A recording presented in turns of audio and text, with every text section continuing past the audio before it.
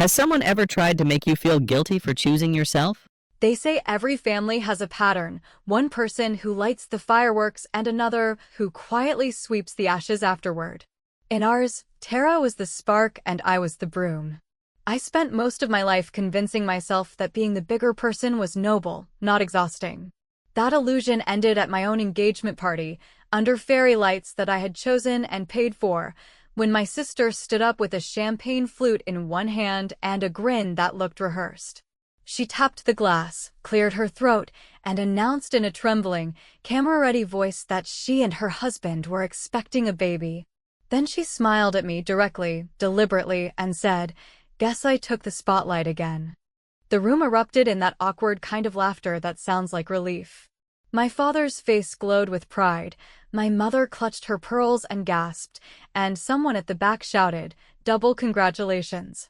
Evan's hand found mine beneath the table, steady and firm, but his thumb moved in a small circle over my skin, a quiet apology I didn't ask for. I felt my pulse in my ears. All I could do was smile, because that's what I've been trained to do: smile, nod, and pretend sabotage is just bad timing. I hugged Tara after the applause, pretending not to notice the way she glanced toward the phones filming her. I said, "That's wonderful news," and I meant it in theory. It's hard to hate a baby, but I could taste something metallic behind my teeth, the kind of anger that's half grief. When the night ended, the candles still burned low and wax dripped onto the white linen like spilled wax seals. I stayed behind after everyone left, staring at the half-empty champagne glasses, realizing that even my own milestones were just stages she wandered onto. At 2 in the morning, while Evan slept face down in bed, I sat on the living room floor surrounded by stacks of cardstock, envelopes, and gold stamps. The sound of my printer filled the silence, rhythmic and satisfying. I had already designed the save the date weeks earlier, but I made one small adjustment, a single, delicate sentence under the date and venue: "Please, no personal announcements during the program. Let's celebrate love, not news." It was polite, tasteful, unarguable. And it was war. By morning, the envelopes were sealed, the wax pressed with our initials, and the first batch was already in the blue mailbox on the corner. I didn't even bother to wait for coffee. My mother always said I inherited my grandmother's stubborn streak, though she never said it like a compliment. Maybe that was the first time I felt proud of it. At 11, my phone rang. Tara didn't bother with greetings. Her voice was sharp, nasal, like a violin string stretched too tight. "You put rules on a save the date?" "I put boundaries on an event," I said evenly. "How are you feeling?" "Pregnant," she snapped. "And annoyed." "What is this no announcements thing supposed to mean?" People laughed, Maya. "It wasn't that deep." "It was my engagement party," I said, keeping my tone level, calm, surgical. "It was supposed to be about, our engagement." "People were happy for me," she said. "And for you too." "I don't see the problem." I rubbed my temple. "The problem is that you made my celebration into yours." Again. She huffed through the speaker, that small, dismissive sound that used to make me apologize when I was younger. "You're overreacting. And banning kids from your wedding? Really classy move, by the way." "The ceremony is child-free," I said slowly, because I want to hear the vows without a meltdown in the background. "The reception allows children after 9. I didn't write the policy, Tara. The venue did. I just happened to like it." "You're unbelievable," she said. "You picked your date just to mess with me. You knew about my due date." "Your ultrasound was 2 weeks ago," I replied. "We booked the venue in February." She went silent for a few seconds, and I could practically hear her cycling through her favorite escape routes: deflect, joke, guilt, repeat. Then she finally muttered, "Mom said your tone was icy last night." "Mom's tone was Chardonnay," I said before I could stop myself. Tara gasped. "You're such a—" She stopped short, switched tactics mid-sentence, and hissed, "You think you're clever. But you're not going to make me the villain of your big day." "I'll be gracious. I'll be supportive. I'll be quiet," I said. She hung up. The silence after her call felt heavier than the conversation itself. The kind of silence that sits in your chest and vibrates. I was still staring at my phone when a text arrived from Aunt Denise, the one relative who's never been fooled by Tara's act. The message was short, with an attached photo. "You should see this," she wrote. The picture was a screenshot of a notes app from Tara's phone, caught over her shoulder at brunch weeks earlier. The title read, "Engagement Party? Announce baby? Maybe with balloons." The timestamp was from 21 days before the party. I just stared at it for a long time. I wasn't even shocked, more like validated. I finally had proof that the oops had been scripted. Evan came into the kitchen, rubbing sleep from his eyes, and found me sitting at the counter with my phone face up. I handed it to him. He read it once, then again, then exhaled a slow whistle. "She planned it," he said quietly.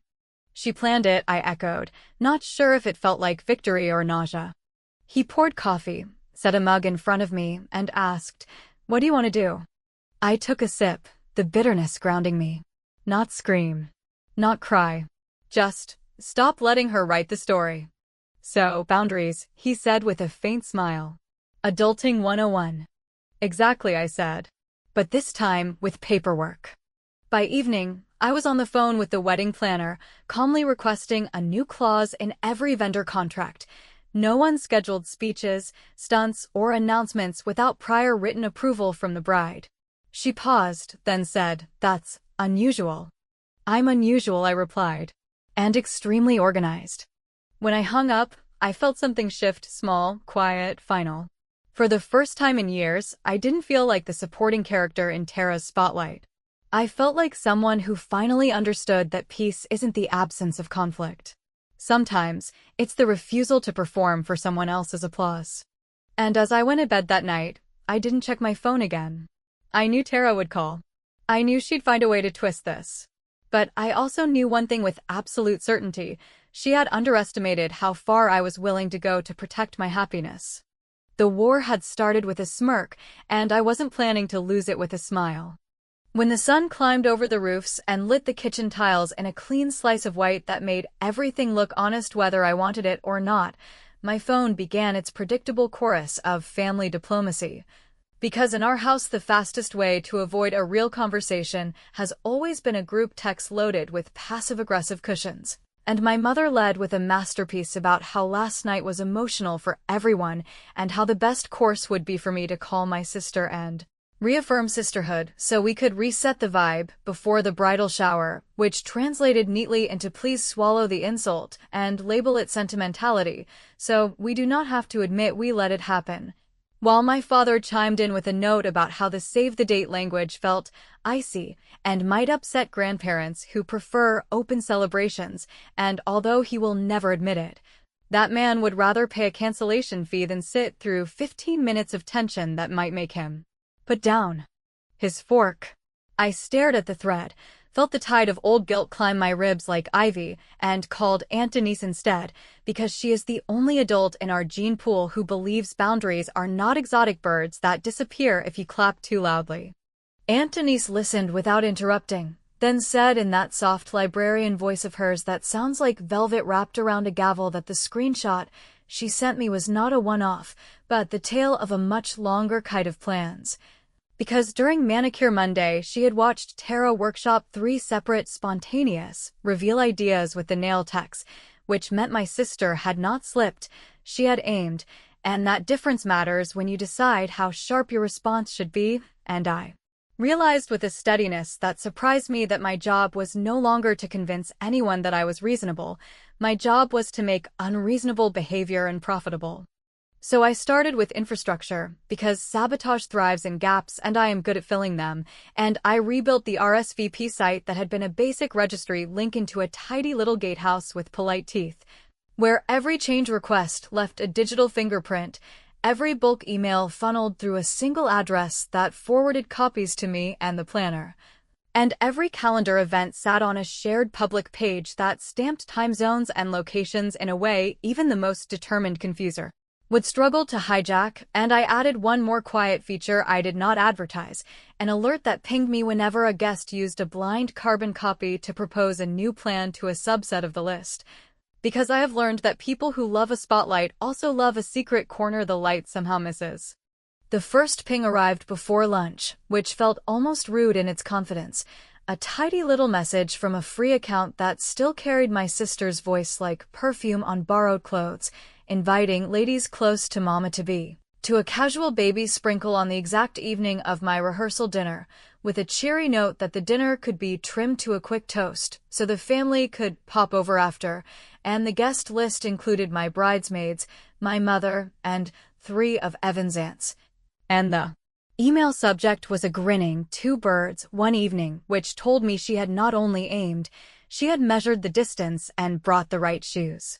I took a breath so long it felt like stretching an old shirt over a new frame, reminded myself that retaliation is a tantrum, but consequence is a lesson, and hit reply all with a message that wore silk gloves over brass knuckles, thanking everyone for the enthusiasm and clarifying that the rehearsal dinner schedule was already locked with the venue and officiant, then pasting a neat public calendar link that showed times, addresses, parking, and the not-so-small fact that the dinner had been booked months earlier.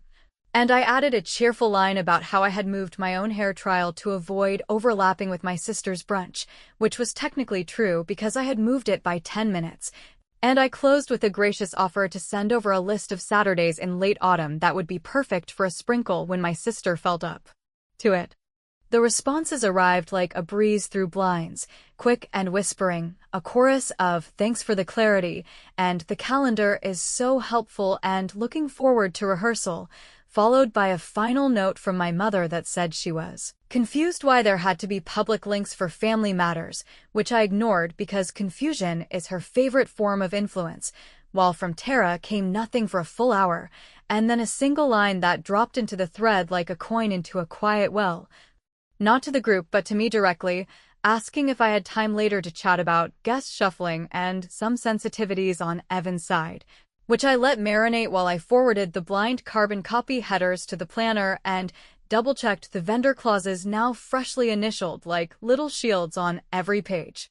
By the time Tara finally called, my pulse had settled into that steady drum I get when I am more prepared than angry, and she opened with a breezy apology about the sprinkle email that sounded rehearsed, blamed a friend who went rogue, and insisted she was only trying to be efficient, then pivoted without taking a breath into how a few of Evan's relatives might not attend if his past is paraded, which made as much sense as a seatbelt on a lawn chair, until she let the bait dangle, asking whether I knew Evan had recently seen Lauren for coffee, and she said Lauren's name with that slow, savoring tone people reserve for good bourbon and juicy gossip, and I felt the first clean shot of fear I had allowed in days. I did not rise to it, not then, because whatever the truth was I would get it from the man I was marrying, not the woman who built confetti cannons in her calendar. So I told her that the rehearsal dinner would proceed as planned and that the best way to avoid misunderstandings was to stop creating events that competed with mine, and I added that any further mass messages should go through me so I could coordinate properly. And I said all of that in one calm ribbon of words that did not shake. After which she laughed without humor and told me I could paste all the links I wanted, but families do not run on spreadsheets, they run on loyalty, and then she ended the call with a soft little dagger, suggesting that I ask Evan about the latte he bought for his ex and the box of letters he returned, because it would be a shame if the only surprise at the wedding was mine. The morning after Tara's call unfolded with that deceptive calm that always seems to settle before a new wave of chaos, and I remember thinking that maybe, just maybe, she had finally run out of schemes. Though deep down I knew my sister never let silence exist for long, because silence meant she wasn't being watched. The bridal shower was supposed to be simple, a brunch with my closest friends, the kind of quiet celebration I'd promised myself I'd protect from theatrics. The cafe we'd rented was bright, all glass and pale wood, the kind of place where conversations sound polite even when they aren't. Evan had warned me to keep my expectations low, and I had smiled because lowering expectations around Tara was practically family tradition. The first sign of trouble wasn't the oversized box that 2 of her friends carried in, wrapped in pink paper and ribbon thick enough to lasso a horse. It was the way Tara followed behind them, face tilted toward the crowd, pretending embarrassment that didn't reach her eyes. I knew that look. It was her pre-apology for whatever she was about to do. Just cupcakes, she said lightly, as if those words alone erased a decade of sabotaged parties. Thought we could sweeten the mood. I felt every gaze turn to me, searching my face for approval or fury, and I smiled the way politicians do in their seconds from breaking a pen in half. She began to peel back the ribbon, and one of her friends fumbled with her phone to start recording, which told me everything I needed to know. Tara wasn't here to celebrate me.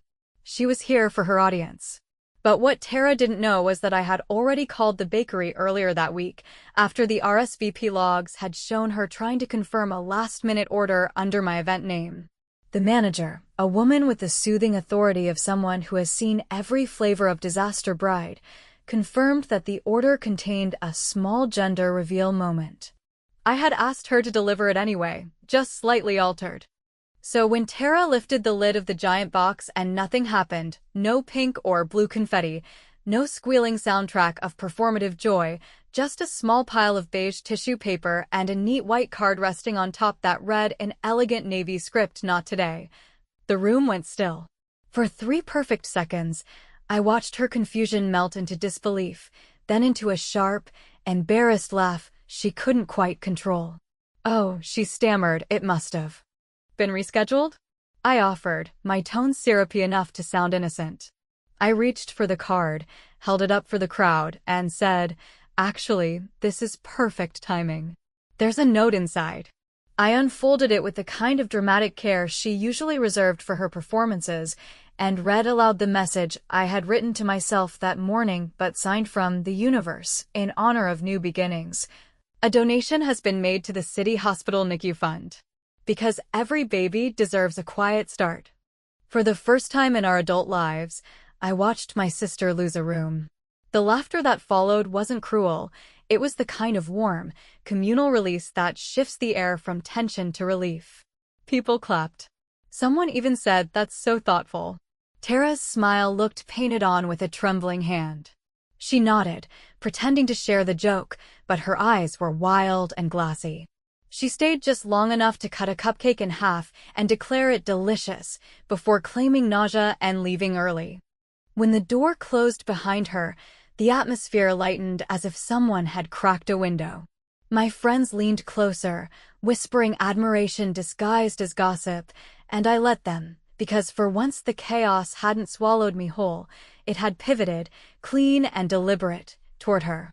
Evan arrived later to pick me up, and when I told him what happened, he didn't laugh right away. He studied me, as though measuring whether I was proud or ashamed. I told him the truth. I was both. That night, I replayed the moment again and again, realizing that satisfaction and sadness can occupy the same heartbeat. I'd gotten my revenge, but it tasted strangely mild, like champagne left open overnight. Maybe because I knew this wasn't over. Tara never left a battlefield without setting another mine. It arrived the next morning, just as the first messages from guests came in thanking me for the classy gesture. An anonymous text popped up on my phone with a grainy photo attached. It was Evan, sitting at an outdoor cafe, his posture familiar, his hand around a coffee cup, and across from him a woman whose face was turned just enough to be recognizable if you wanted it to be. Lauren, his ex. The caption read, "Hope you don't mind déjà vu." I stared at the photo until the pixels blurred. For a few seconds, I couldn't breathe. Then reason crept back in like an old friend with a key to the back door. The timestamp was 3 weeks old. It could have been innocent. It could have been 1,000 things that didn't involve betrayal. But I also knew Tara's patterns. She never attacked directly. She planted doubts and watched them sprout. Evan came home later with flowers, oblivious to the storm in my chest. I didn't confront him right away. I set the phone face down on the counter, poured us both wine, and smiled as if I hadn't just swallowed poison. When he leaned in to kiss me, I caught the faint smell of coffee on his collar. That night, while he slept beside me, steady and unbothered, I lay awake staring at the ceiling fan slicing the air in slow, lazy circles, wondering if I had become so focused on winning against Tara that I'd forgotten what I was trying to protect. Somewhere between her confetti and my counterattack, the truth had turned slippery, and I wasn't sure if I was holding it or losing it. I didn't know then that the next message I'd receive would force me to find out. I woke before dawn with the same heavy stone in my chest that I used to carry to final exams, that metallic blend of dread and resolve that tells you there is something you cannot keep postponing without losing a piece of yourself.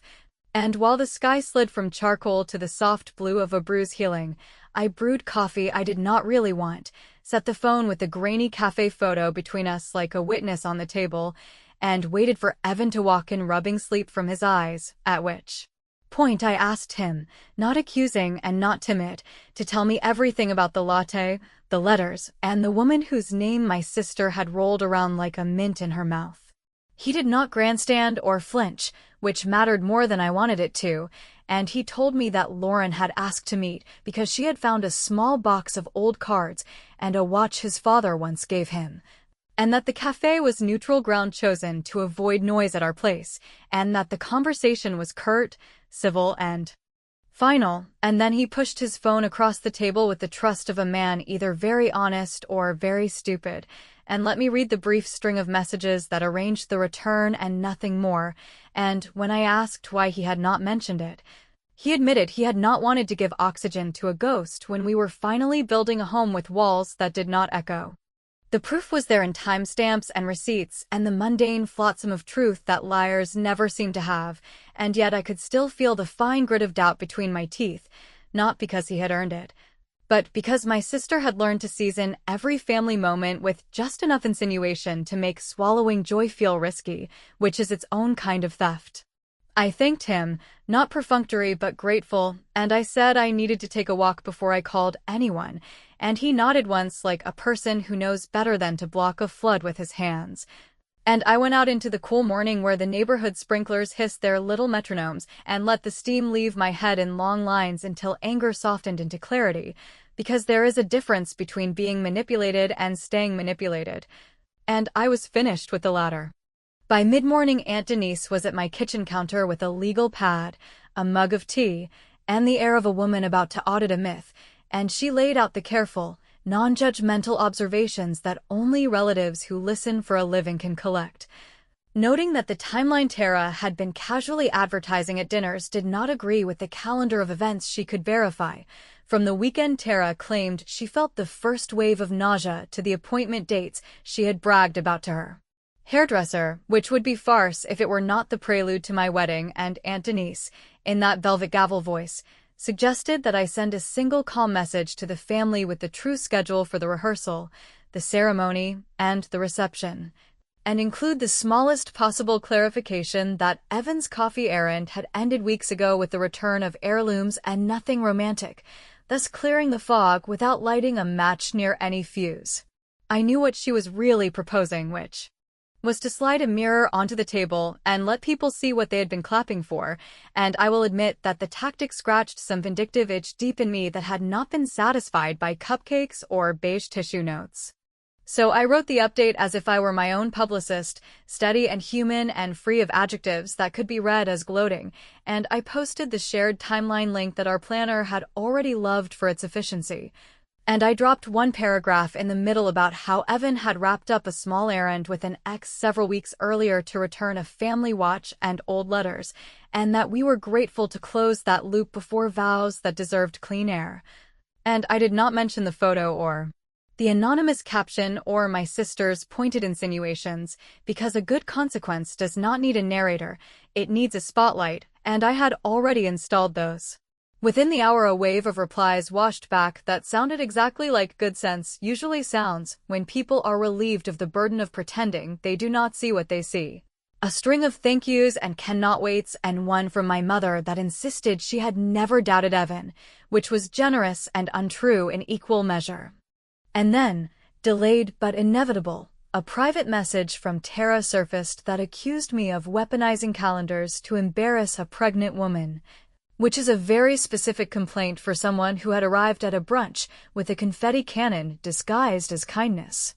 Before I could reply, another package landed on my porch with the kind of timing that suggests either a comedy writer or a stalker, and inside I found a nursery print in the exact florals and serif fonts I had chosen for my invitation suite. A near-perfect imitation except for the lines scrawled on a sticky note, matchy-matchy, See you on your big day, which would have been funny if it had not been so grotesquely on the nose, because there is something chilling about someone decorating their child's future with the palette of your wedding simply to make sure they sit at the center of whatever you built. I set the print on the table, stared at it until the edges blurred, and felt the rare sensation of exhaustion tracking perfectly with clarity, the understanding that I could no longer treat my sister like weather I had to endure, but as a person capable of choosing not to hurl hail at roof tiles. That night I told Evan that the plan had to harden into policy, that the vendor clauses and the RSVP teeth and the public calendar were only the frame, and that the content now had to be enforced without apology. Which meant someone at the venue doors who was not impressed by tears, a microphone policy that could not be bent by charm, and a ceremony time that would not accommodate the sudden emergencies that tend to arise when the spotlight feels too far away from a familiar face. He nodded and asked whether I wanted him to talk to Mark, which made me strangely tender because Mark is gentle and conflict-averse and would probably agree to relocate their entire registry to the moon if it meant keeping peace for 12 minutes, and I said no. Because this was not a problem men could fix for us without becoming new targets, and because my sister and I had been building this collision since we were girls blowing out the same candle for practice. I slept that night with the kind of shallow breathing you get when every muscle thinks it is still on guard duty, and somewhere around the hour when streetlights blink from amber to off. I dreamed of a room where people applauded the right things and then woke to a world where I would have to make that true, and as the first freight truck groaned down the block I realized that boundaries are not lines you draw once. They are habits you practice until your body understands them better than your fear, and I promised myself that if there were going to be surprises at my wedding, they would belong to me. The week of the wedding arrived like a train you could see for miles and still somehow not prepare for, its momentum unstoppable, its sound filling every space of my head, and although everything was set, the flowers arranged in restrained elegance, the guest list trimmed to a manageable collection of allies and potential liabilities, I could sense that somewhere beyond the neatly printed itineraries, my sister was pacing with that restless energy of someone denied her final act. My planner confirmed it first, her voice flat with the professional calm that only money can buy, explaining that Tara had scheduled her baby shower for the very same afternoon as our rehearsal brunch, then shifted it to the morning of the wedding itself when too few guests RSVP'd yes, a maneuver so blatant it almost felt nostalgic. I remember laughing, not because it was funny, but because the absurdity had finally become predictable, like the closing scene of a play you've seen too many times to still be hurt by. Evan, ever practical, wanted to address it head-on, to call Mark, to reason, to use logic in a family where logic had always been treated like an optional condiment. But I told him to leave it. There was nothing left to reason with. I had already redrafted the day's timeline in secret with the planner, moving the ceremony half an hour earlier, an invisible adjustment that would guarantee Tara's grand entrance, if she attempted one, would arrive into silence and closed doors. My revenge would be quiet, procedural, undeniable. No one would see the seams. The morning of the wedding was clear, cold, and unnervingly still, that kind of stillness that makes every movement feel staged. The venue staff floated around in purposeful silence while I sat before the mirror, staring at a reflection I almost didn't recognize. The woman looking back had the face of someone who had outgrown her own hesitation. The makeup artist kept calling me calm, but what she meant was controlled, because calm is what people call you when they don't understand that stillness can also be armor. My parents arrived early, my mother carrying her worry like an accessory, my father avoiding my eyes as though neutrality could still pass for virtue. Tara, of course, was late. Her text arrived an hour before the ceremony, running behind, can't find parking, baby brain. Followed by a winking emoji I refused to interpret. Evan's jaw tightened, but I only smiled. Everything was already in place. The ceremony began without her. The doors were locked once the aisle music started, as planned, a courtesy I had insisted on under the guise of maintaining flow, and as I walked toward Evan through the garden archway framed in pale roses, I felt the strangest rush of gratitude. Not just for him, but for the realization that survival isn't always about winning. It's about learning when not to flinch. The vows unfolded clean and unbroken, every word audible, every silence earned. For once, the story belonged entirely to us. It wasn't until the reception that she appeared, a half-hour late, wearing a maternity gown that glimmered too brightly under the chandelier light, her smile carved into a performance she hadn't rehearsed enough. Guests clapped politely, out of habit, but the air was no longer hers to command. When she hugged me, her perfume was too sweet, the kind that lingers like a threat. "Congratulations, little sister," she whispered, her breath hot against my cheek. "You got your perfect moment." "I did," I said. "Thank you for not ruining it." Dinner passed in the kind of cautious peace that feels like the eye of a storm, and when the toasts began, I could almost believe we might escape unscathed. My father spoke of love, my mother of faith, Evan of partnership, and then it was my turn. I took the mic, looked at the room, and said that every wedding is a lesson in boundaries, who crosses them, who respects them, and who learns that love without respect is just noise. People laughed softly, thinking it was philosophy. But Tara knew. She always knew. And then, as though some internal clock refused to accept defeat, she stood. The clink of her fork against a glass rang through the hall like a small explosion. "I just want to say," she began, her smile wide, her voice trembling with the excitement of reclaiming lost ground. But before she could continue, one of the venue staff approached, discreet and efficient, whispering something only she could hear. Her face froze, her mouth still shaped around an unfinished word, and the staff member gently took the microphone from her hand, offering an apologetic nod as they walked away. It was not dramatic. It was surgical. The room exhaled. She sat down slowly, her eyes locked on mine across the tables, no longer furious, just hollow, as though the reality had finally clicked that she could not command the story anymore. For the first time in years, I felt neither anger nor triumph, only a kind of quiet mourning for the sisterhood we'd buried under decades of competition disguised as affection. Later, after the dancing and the endless goodbyes, as the hall emptied and Evan went to settle with the vendors, Tara approached me outside by the fountain, where the air smelled of night-blooming jasmine and exhaustion. Her heels dangled from one hand, her posture smaller than I'd ever seen it. "You picked your date after my first ultrasound," she said quietly, no venom, just fatigue. "You knew I'd be showing. You wanted to make sure everyone saw." I looked at her and felt the weight of 100 childhood arguments pressed into one impossible second. Maybe she was right. Maybe some small part of me had done exactly that. Or maybe it was coincidence dressed up as karma. I didn't answer, because no answer would satisfy either of us. A month later, when the noise had faded and our thank you cards were finally mailed, I sent her one last package. Inside was a framed photo from the wedding, Tara mid-laughter, genuine and unguarded, holding a place card that read, "Sister." No note, no caption, nothing to suggest victory or forgiveness. Just an image of the one moment that hadn't been a performance. Sometimes I think she understood what I meant. Other times, I think she never will. But I've learned that peace doesn't always come from closure. Sometimes it arrives in silence, in the spaces where you stop explaining yourself and simply let the truth breathe without needing to prove it.